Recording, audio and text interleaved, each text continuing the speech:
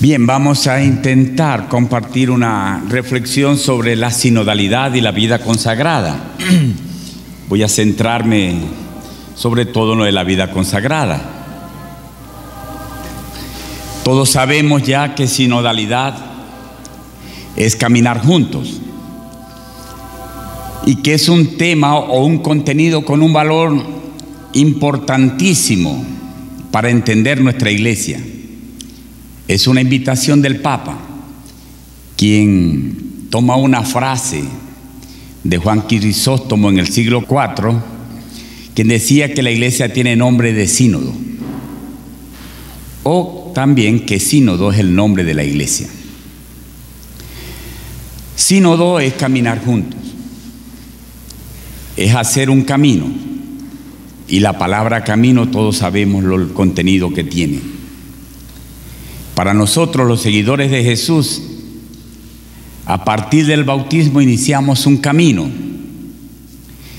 Mediante el camino tenemos que ir avanzando en diálogo, en construcción de fraternidad, en ser misioneros, ecuménicos, con capacidad de diálogo, porque los que caminan juntos siempre van haciendo el camino en este diálogo. El Papa insiste en que la sinodalidad es el desafío para el nuevo milenio, para el tercer milenio, el que estamos viviendo. Y por eso es que sugiere que hagamos de este camino sinodal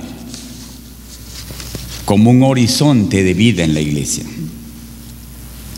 Ahora bien, el Papa parte de un principio. La iglesia está estructurada, está organizada, está pensada desde el bautismo o desde el sacramento del orden.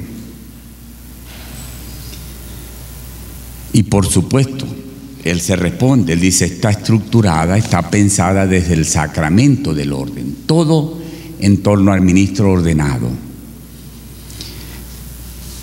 De allí que es un tema, pero que también lo que se discute sobre la ordenación de la mujer, ¿no? Que el Papa Benedicto XVI dijo en su tiempo, esa discusión pareciera darle más importancia al sacramento del orden que a la mujer. Es como empobrecer a la mujer queriéndola hacer un ministro igual que al hombre. No, ella tiene más valor que el sacramento y tiene también derecho y posibilidades de abrir nuevos ministerios, no encajonarla dentro del ministerio del orden. La experiencia cristiana parte del bautismo. El bautismo es el inicio de la comunión y participación de la vida trinitaria en Dios. Es unión a Cristo. El cristiano se bautiza y inicia una vida nueva, pero unida al cuerpo místico de Cristo, que ese cuerpo místico en la historia es la iglesia. Por lo tanto, si hablamos de igualdad en dignidad, el bautismo nos hace iguales a todos en la iglesia. Todos, tengamos o no tengamos ministerio, porque lo importante es el inicio en el cual todos comenzamos a formar parte de la comunidad divina, la Trinidad, y de la comunidad de Jesús, la iglesia. Todos tenemos algo que aportar, porque el bautismo nos une a la familia de Dios por medio de Jesucristo. Por lo tanto, a todos nosotros, ya seamos judíos o griegos, esclavos o libres, somos bautizados en un único espíritu para formar un solo cuerpo. Y sobre todo, recibir al Espíritu Santo, que es el único. Por lo tanto, el bautismo nos hace a todos iguales. La primera propuesta es que la iglesia comience a estructurarse y a pensarse desde el bautismo, no desde el orden sacerdotal. Porque el bautismo nos hace a todos hijos de Dios, seguidores de Jesucristo y miembros de su cuerpo en la historia que es la iglesia. Y por eso a todos se nos invita a llegar a reconocer que tenemos un lugar en la comunidad de Jesucristo. Todos somos importantes, todos tenemos al Espíritu Santo recibido, por lo tanto todos tenemos algo que decir para la edificación de la iglesia. Una iglesia donde todos somos hermanos. El Papa dice que normalmente se ve como una pirámide: el Papa, los obispos, los sacerdotes y el resto de los fieles, que, como diría Delibac, son aquellos que rezan, dan limosna y piden bendición. El Papa dice: tenemos que invertir, no como un resentimiento, no como que ahora los que están arriba van a estar abajo, sino que la base, que es el pueblo de Dios, tiene la misma condición e igualdad que los que están en las pirámides arriba. Por eso dice: el obispo no es más que un compañero de camino del pueblo de Dios, que algunas veces le tocará ir adelante para marcar el camino, otras veces al lado para animar, sostener, otras veces atrás para empujar, pero donde todos somos hermanos. Todos somos iglesia porque todos somos bautizados. Y si somos iglesia, todos tenemos una idea que el Papa utiliza mucho: el sensum fide, la fe del pueblo. Por ello, si todos tienen un sentido de fe, todos tenemos también una palabra que decir. Todos tenemos algo que opinar.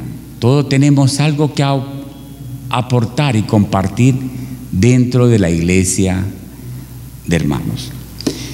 Dentro de esta iglesia está un estado muy particular: nosotros, los consagrados. La vida consagrada está llamada hoy día a hacer su aporte a este camino sinodal. El peligro de este momento sinodal es verlo como un tema al que hay que estudiar para ponerse al día, aprender, verlo como un tema de formación permanente y enseñar. Es decir, quedarnos en un concepto o en un tema teórico, sin implicación en la vida.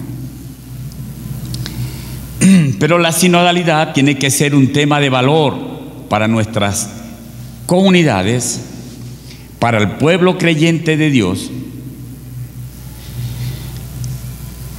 para toda la iglesia y para nuestro mundo. Tenemos que verlo como un momento de gracia, como un don del Espíritu que le da a la iglesia para enriquecer los carismas que han sido dados a la iglesia para la edificación de ella. Así es como se conoce un carisma, cuando edifica la comunidad. Este momento tenemos que vivirlo como una experiencia de paso del Espíritu por la historia de nuestra iglesia contemporánea, como una experiencia espiritual. Podemos afirmar sin pretensión alguna, decir que la sinodalidad y la vida consagrada tienen un camino parecido, inherente, dicen algunos, porque es un llamado a la conversión, es un llamado a la escucha y a caminar juntos, es un llamado a la comunión y a la misión, dimensiones que tanto la sinodalidad como la vida consagrada se nos invita.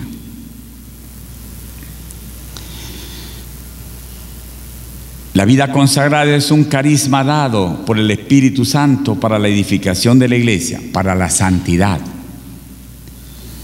La iglesia, la vida consagrada, ni somos jerarquía ni somos de los fieles. Somos de la santidad de la iglesia, para mostrar que solo hay un santo y que hace santo incluso a los más pecadores. Para mantener viva la pasión por Jesucristo y por la humanidad. Es una aspiración a la caridad perfecta por medio de los consejos evangélicos, dice la Perfecta Caritate número 1. La vida consagrada es la aspiración a la caridad perfecta por medio de los consejos evangélicos. El ideal es la caridad perfecta. Los medios son los votos. La consagración es lo que integra eso, una mediación para alcanzar la caridad perfecta. Que no confundamos eso, que el ideal es vivir la caridad perfecta. Ahora bien, la primera llamada para la vida consagrada en estos momentos, para que acontezca La sinodalidad es el llamado a la conversión. Yo soy de la idea de que nosotros nos va a costar vivir esta sinodalidad, pero por lo menos no la tranquemos. Por lo menos formemos, acompañemos, animemos, empujemos a una generación que la va a vivir. No ser piedra de tranca. Ya si nosotros no vamos a cambiar ni vamos a convertirnos, por lo menos permitamos que las próximas generaciones se conviertan para vivir la sinodalidad. La conversión no es fácil y todos sabemos, porque significa cambiar algo en otra cosa. Y eso es un proceso. Para comernos las arepas, necesitamos que haya sido maíz, que haya sido convertido en harina y después en arepa. O el trigo. Por eso, conversión significa cambiar. Porque quien no puede cambiar ni sus pensamientos, jamás podrá cambiar su manera de hablar, de actuar, y no termina cambiando nada. Por eso conversión es como reciclar el corazón y la mente. Eso que tanto hablamos y defendemos hoy. Reciclar nuestro corazón. Bíblicamente es cambiarse a sí mismo para acercarse a Dios. Cambiar de ideas, cambiar de corazón, cambiar de actitudes, cambiar de jerarquía de valores, cambiar de comportamiento y de relaciones para encontrar nuevos caminos. En la Biblia encontramos un largo recorrido por tantos personajes, tanto por los profetas que están llamando al cambio. Sin embargo, no debemos olvidar que Dios no nos deja solos, que siempre está con nosotros, que nos ha estado acompañando, que Él nos ha llamado, nos ha sostenido y sigue siendo compañero de camino, y que gracias a esa presencia es como podemos decir como Pablo: te basta mi gracia. Yo puedo con tu gracia. Como seguidores de Jesús, estamos invitados a vivir una conversión integral. El Papa habla de mucho de esto. Habla en el tema sinodal, habla de la conversión pastoral. En la encíclica Fratelli Tutti habla de la conversión social. En Laudato Si habla de la conversión ecológica. Que mostremos que la conversión es posible, porque así como los sanos sanan y los libres liberan, los convertidos también pueden cambiar a otros. Por lo tanto, un primer paso es el llamado a la conversión. Para vivir la sinodalidad debemos comenzar a estructurar una nueva manera de pensar, de actuar, de relacionarnos dentro de la iglesia. La sinodalidad es caminar. El poeta dice que al andar se hace camino. El hombre es un ser en camino. Por eso algunos filósofos lo llaman el homo viator. Estar en camino es la condición clara para todo ser humano para sentirse con vida. Pues la vida es dinámica. Como diría San Buenaventura: vengo de ti y es por ti que voy a ti. El caminar es una experiencia primordial que le permite al hombre y la mujer liberarse de un determinado lugar, de ideas, de siempre se ha hecho así, de superficialidades, de personas, de instituciones, etcétera, de alcanzar nuevos sueños, nuevos espacios, nuevas áreas, nuevas posibilidades, nuevas metas por alcanzar. El ser humano nunca encuentra la aurora donde dejó el poniente, porque jamás iniciamos un camino donde dejamos el otro. La función motriz de andar fundamenta el simbolismo del caminar humano en el orden físico, psíquico y espiritual. El hombre es un ser itinerante, un homo viator, un hombre en la vía, siempre en camino hacia el logro de su plenitud. Es un ser temporal que no puede realizarse totalmente en un momento, sino solo en una sucesión de tiempos, que evolucionamos y construimos la historia.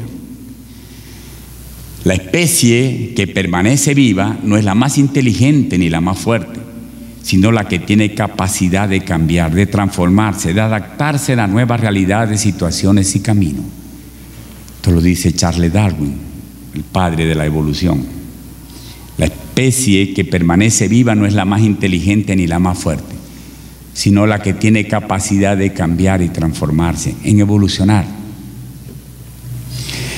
Los cambios los realizan los que se ponen en camino, ya que el camino lo viven los decididos o los que se arriesgan a abrir nuevos caminos. Los cobardes y cómodos siempre prefieren quedarse donde están, aunque no estén realizados ni sean felices. Es un gran error detenernos, porque es arruinar el presente recordando un pasado que ya tiene su futuro, que es nuestro presente. Detenerse es dejar de vivir, y dejar de vivir es comenzar a morir. La sinodalidad es un camino, pero un camino juntos, un caminar en fraternidad. La vida fraterna es la señal para que nos conozcan a nosotros como seguidores de Jesús. En esto conocerán que son mis discípulos, en si se aman unos a otros. Con nuestra creación personal, la de cada uno de nosotros, Dios ha establecido una nueva relación, una nueva manera de existir de cada persona.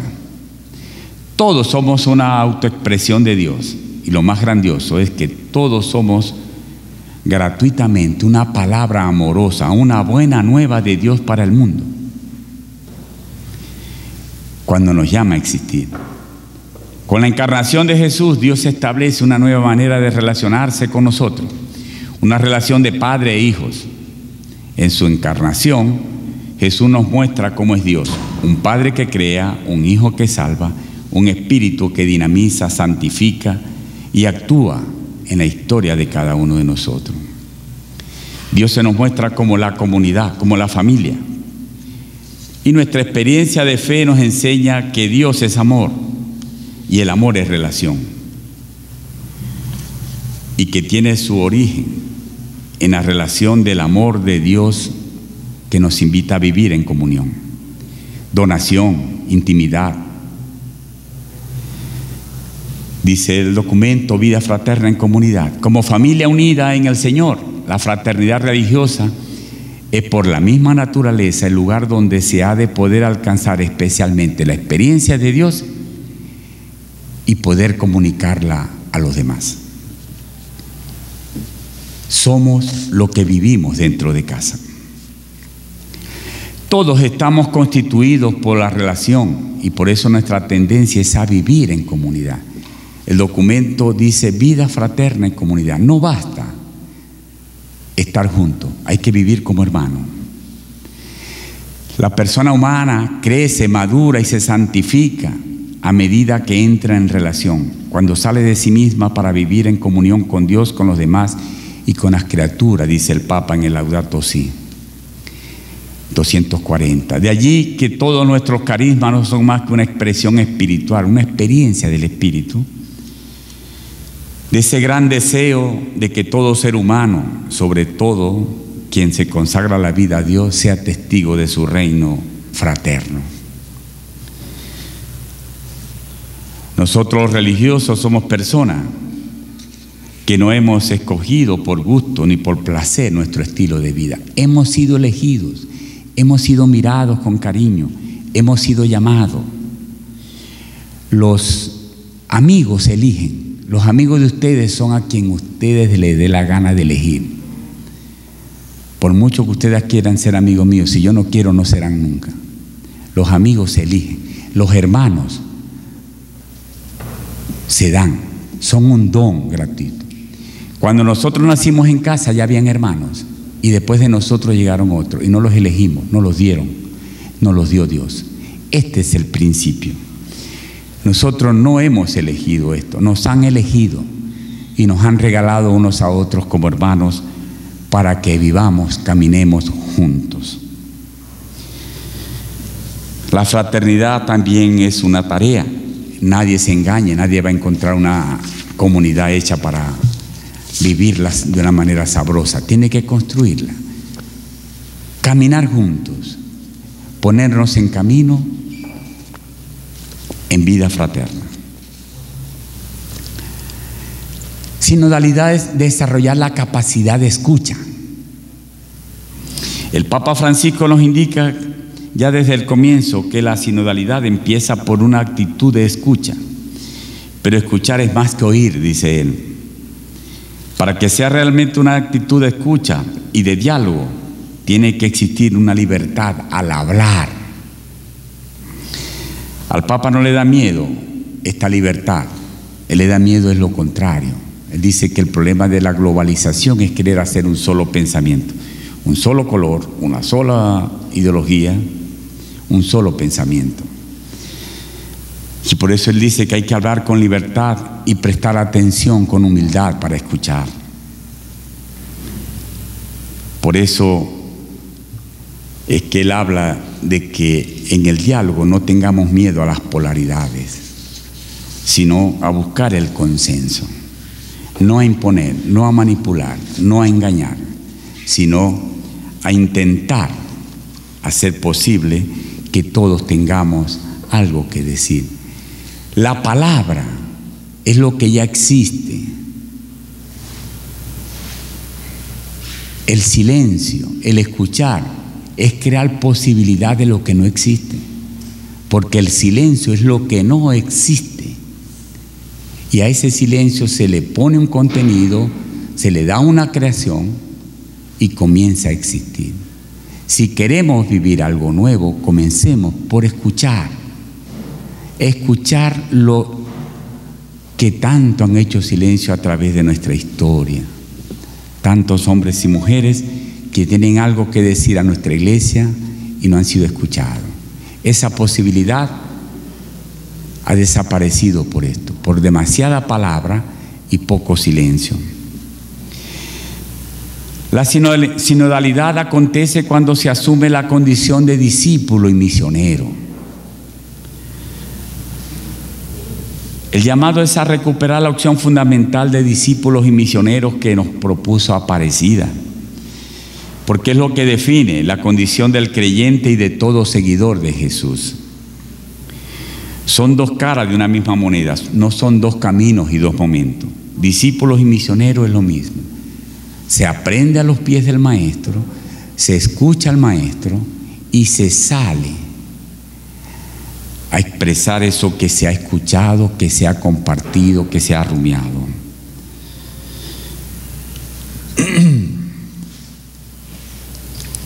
El discípulo se realiza en el encuentro personal con Jesús, que transforma, lo vive con gozo, y de ese encuentro entonces se transforma no en prácticas moralistas, religiosas, sombrías, o un pelagianismo y un gnosticismo disfrazado que invita al Papa a tener muy en cuenta en el Gaudete y Exultate. Del 57 al 62 el Papa habla de este gran peligro actual: creer que la consagración depende solo de mi esfuerzo y de mi razón, y no vivirlo como gratuidad. Creer que es más importante lo que he dejado que lo que he encontrado. El Papa en este documento de Gaudete et Exsultate nos dice: pongan atención con un neopelagianismo disfrazado, quitar a Dios para ponernos nosotros, creer que todo depende solo de nuestro esfuerzo y de nuestra razón. No, hay que abrirse a la gratuidad de Dios, que nos ama gratuitamente y comparte su momento con nosotros gratuitamente. El discípulo es el que está atento a esto y el que sale a expresar lo que ha vivido en el encuentro con el Señor y con los hermanos, porque la experiencia de la comunidad es posible para los discípulos del Señor que forman una comunidad, porque en ella no cabe individualismo. Desde allí se realiza la vocación misionera, el anuncio con gozo de haberse encontrado con Jesús. Los discípulos tienen por misión mostrar el rostro divino del hombre manifestado en Jesús, de anunciar con su misma vida que en Jesús se puede vivir una vida plena como la está viviendo Él. Que sienta con angustia el dolor de todos los que tienen vida, de los que no tienen vida plena en pobreza, en abandono, en violencia o por su propio pecado u otra causa. El dolor del mundo es un llamado urgente a fortalecer todos los niveles de la dimensión misionera, de una conversión integral, teológica, espiritual, social, ecológica, eclesial, fraterna y pastoral. La iglesia necesita una fuerte conmoción que le impida instalarse en la comodidad, en la cobardía, en el estancamiento, en la tibieza, al margen del sufrimiento de los pobres. Necesitamos que cada comunidad se constituya en un poderoso centro de irradiación de la vida de Cristo, nos dice Aparecida en el 362. Aquí está el reto fundamental que afrontamos: mostrar la capacidad de la iglesia para promover y formar nuevos discípulos y misioneros que respondan a la vocación recibida. No tenemos otro tesoro que este. No tenemos otra dicha ni otra prioridad que ser instrumento del Espíritu de Dios en la iglesia, para que Jesucristo sea conocido, seguido, amado, adorado, anunciado y comunicado a todos, no obstante todas las dificultades y resistencias. Nos recuerda también el documento de Aparecida. La sinodalidad se vive en salida hacia las periferias existenciales. Es un llamado a convertirnos en una mediación de compañía, de esperanza y de consuelo para nuestro pueblo, el pueblo santo de Dios, diría el Papa.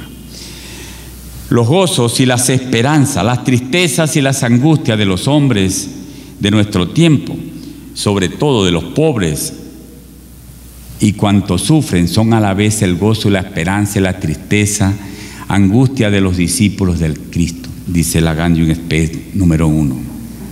Compañero es el que comparte el pan con el otro cuando va de camino. Estamos llamados a ser compañeros de nuestro pueblo, a compartir el pan mientras caminamos. Esperanza no es huir, es pasión para alcanzar lo que soñamos. Es lo que nos hace ver que cuando somos frágiles y vulnerables, Dios está con nosotros porque Él se manifiesta en nuestra debilidad.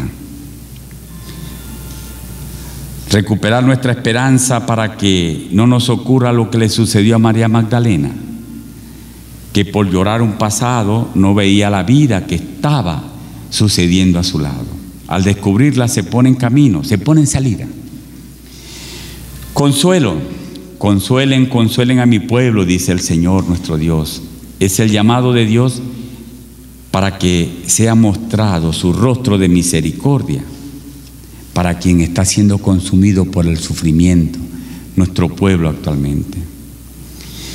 Solo se puede hacer un camino poniéndose a caminar, saliendo de las salas a las que nos encontramos. El Papa nos insiste: quiero una iglesia en salida, y nosotros estamos metidos en salas. Las salas nos tienen atrapados, los salones, y hasta esclavizados en ideas, en programaciones, en prácticas y en relaciones que nos empobrecen como personas y como seguidores de Jesucristo. Los discípulos de Emaús se encuentran con el Señor resucitado cuando se ponen en camino. San Pablo se encuentra con el resucitado cuando va en camino, y de esa experiencia en el camino le dicen: regresa, que allá se te va a decir qué vas a hacer. Y reinicia el camino de nuevo. San Pablo es un ejemplo de estar en camino. Alcanzó la santidad como fariseo y alcanzó la santidad como cristiano. Se puso en camino. Y toda la referencia que hará de su predicación en misión, porque yo un día iba camino a Damasco. Estar en salida es remontar la experiencia de la mística, con los ojos abiertos, ser testigo de Dios. Místico es el amor primero, el amor misterioso, que nos hace valiosos e importantes. Por eso estar en salida es salir del éxtasis para vivir la mística y la profecía. El éxtasis de la comodidad, el éxtasis de la instalación, el éxtasis del miedo. Y la mística prolonga la práctica de la vocación profética. El profeta sería el amor segundo, la respuesta del hombre al amor primero de Dios. El profeta es el que nos enfrenta a la verdad, pone al descubierto nuestras mentiras y cobardías para llamarnos a un cambio de vida. Dice Antonio Pagola, el profeta se atreve a vivir la realidad desde la compasión de Dios. Se parece y se presenta como una alternativa, invitando a vivir de manera diferente. Es el que nos sacude de nuestra indiferencia y del autoengaño. Critica las posibles ilusiones creadas por los sistemas religiosos y recuerda que solo Dios salva. Introduce una nueva esperanza para vivir en un futuro mejor. Nosotros pedimos sacerdotes y personas consagradas, pero ¿por qué no pedimos profetas?, se pregunta Pagola. ¿Será que no queremos vivir de una manera diferente? ¿Será que estamos en sintonía con la moda y nos gusta? Porque una iglesia sin profeta corre el riesgo de hacerse sorda a Dios, indolente al sufrimiento humano y sin voz para llamar a la conversión. Jesús nos invita a esto, a estar en salida uniendo la mística con la profecía. Y la sinodalidad se vive haciéndonos un llamado a convertir la sinodalidad en marco referencial de la nueva formación. No basta formar para la sinodalidad. Hay que hacer de la sinodalidad un camino de formación. Así como nos decía mucho el padre, nuestro hermano Fray Carlos Bazarra, no hay que formar para la vida religiosa. La vida religiosa tiene que ser formación. No basta formar para vivir la sinodalidad. Hay que hacer de la sinodalidad un camino de formación. El llamado es a replantearnos una nueva formación desde la cultura de la sinodalidad. Formar para una nueva vida consagrada que asuma un nuevo llamado de la iglesia desde la nueva espiritualidad, desde una nueva pastoral, desde una nueva evangelización, desde un nuevo servicio, desde el horizonte de una vida fraterna donde todos debemos ser considerados hermanos de Jesús y en Jesús. Donde nos sintamos realmente hermanos. Tenemos una nueva realidad, un nuevo llamado, unos nuevos sujetos, una nueva ilusión, una nueva propuesta, unos nuevos desafíos. No tengamos miedo. Formemos para la nueva misión de la iglesia, el nuevo llamado del Papa. Si algunas veces hemos sido traidores de nuestro carisma por ser fieles a la iglesia, ahora tenemos la oportunidad de recrear y hacer nuevo nuestro carisma desde este llamado de la iglesia. Toda formación es para capacitar a la persona llamada por Jesús para vivir el Evangelio. Esto es lo central, vivir el Evangelio, para ser un signo de la presencia de Dios y su reino, para ser testigo de su resurrección. Formamos para que cada elegido de Jesús sea gente responsable de su propia formación, para que sea libre para edificar, guiado por el Espíritu Santo, el artífice de toda formación, su propia historia. Sin libertad se empobrece toda forma de vida. Sin libertad no se es auténtico. Si no formamos desde y para la libertad, no somos libres para formar. No nos preguntemos tanto, dice la filósofa del sur, no nos preguntemos tanto por dónde vamos a parar con estas nuevas generaciones. Preguntémonos por dónde tenemos que continuar con estos hermanos que nos regala Dios para acompañarlos en la formación como futuros continuadores de nuestra iglesia y de nuestras congregaciones. Termino con una historia que me encontré en los escritos inéditos, escrito a mano de Carlos Bazarra, sobre Noche de Estrellas en la Tierra. Yo lo digitalicé en su lenguaje sencillo y como si hablara para niños, pero tiene su gran contenido. Está escrito en el 95. Dice: las estrellas se dijeron, Noche de Estrellas en la Tierra se llama el cuento. Las estrellas se dijeron, vamos a dar un paseo por la tierra. El cielo ya lo tenemos muy conocido. Y se deslizaron por el tobogán de nube de algodón y fueron a parar a un cerro lleno de barro. Las estrellas brillantes encontraron que en el cerro era simpático y hasta luminoso. No se daban cuenta de que la luz no era del cerro, sino las mismas estrellas que sin darse cuenta ponían luz donde solo había oscuridad. Resultó que el cielo se había quedado sin estrellas y el cerro cambió, estaba lleno de estrellas, como si el mundo se hubiera dado la vuelta. Lo de adentro para afuera y lo de afuera para adentro, como un cambio de una franela. El cielo era la tierra y la tierra era el cielo. Y comenzaron las estrellas a hacer diabluras, parecían angelitos traviesos disfrazados en carnaval. Una estrellita se asomó a la cuna de un bebé y le hizo cosquillas en la planta de los pies. En medio del sueño, el niño sonrió y la estrellita aplaudió suavemente para no enturbiar la placidez del infante, que nada sabía de los charcos de la calle. La estrella polar entró distraída en un rancho de al lado, donde una joven ardía en 40 grados de fiebre. La estrella polar se sentó a la cama, tomó la mano de la muchacha y le transmitió la frescura del Polo Norte. La fiebre desapareció y la joven abrió los ojos azules, aliviada y sorprendida de la luz que llenaba la habitación. Una abuelita envuelta con una cobija no lograba atizar la estufa. La viejita se moría de frío.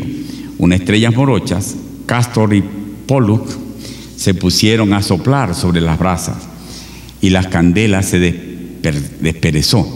Las llamas brincaron y la vieja casi se quema, pero sonrió satisfecha. Por fin arde la leña.